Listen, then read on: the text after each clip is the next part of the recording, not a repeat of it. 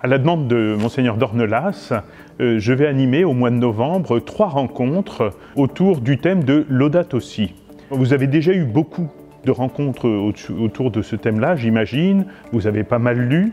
Très souvent, quand je discute avec des parents, quand ils parlent d'écologie, c'est leurs enfants qui disent « Ah bah maman, tu utilises trop d'eau ». Et vous voyez, c'est souvent une écologie vécue sous le mode de la privation, sous le mode pénible, sous le mode de la culpabilité. Et ça donne envie à personne. Et résultat, je connais pas mal de gens, des cathos bien engagés, mais qui n'ont pas mis le nez dedans, parce que c'est un nouveau pinsomme qu'on s'inflige et la vie nous en donne suffisamment. Je voudrais, par cette rencontre, réfléchir sur quel est le sens de cette phrase mystérieuse qu'écrit le pape « Moins, c'est plus ».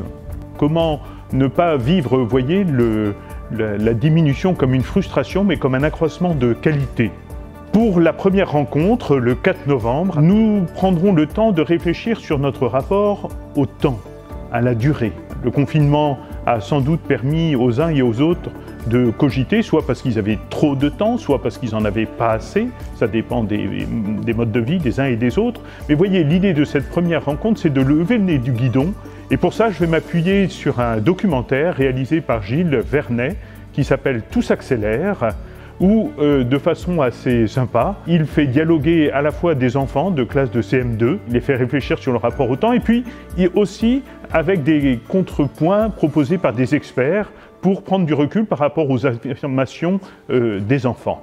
Pour la deuxième rencontre du 11 novembre, le pape François donne comme référent pour Laudato Si Saint François d'Assise, un homme dont la seule richesse était le Christ et dont la vie a été comblée par ça.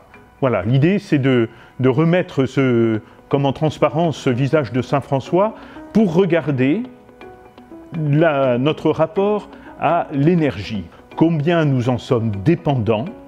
Et pour ce travail de réflexion, je m'appuierai sur un auteur qui s'appelle Jean-Marc Jancovici.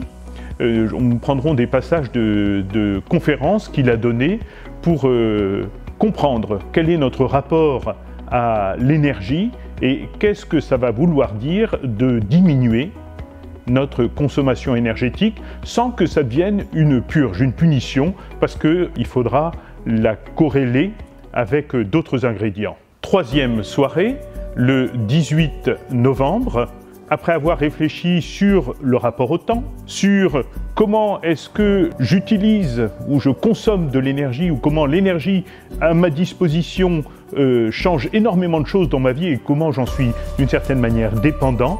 Dans un troisième temps, comment initier une transition. L'idée, je ne vais pas vous dire ce que vous avez à faire, mais c'est que chacun, là où il est comme des ingrédients pour lancer, modestement, hein, mais réellement, une démarche de type Laudato Si.